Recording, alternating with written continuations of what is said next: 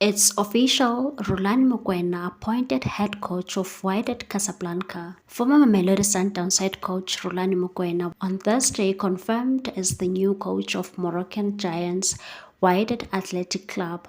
The move to Morocco comes after Mokwena was unceremoniously sacked by Mamelodi Sundowns, despite guiding them to a seventh straight DStv Premiership crown.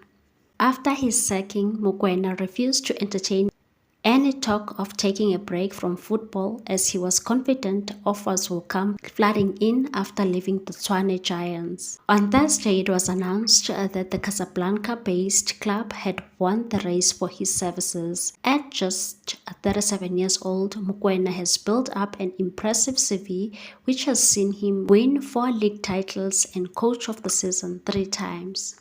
Mokwena joins Wydad during a difficult period.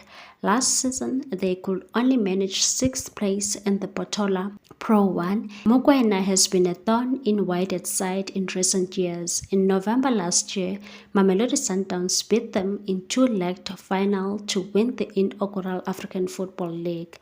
And there were other close ties in the CAF Champions League between the two teams, who have developed a rivalry on the continental stage. Please like, comment, share, and subscribe for more sports news.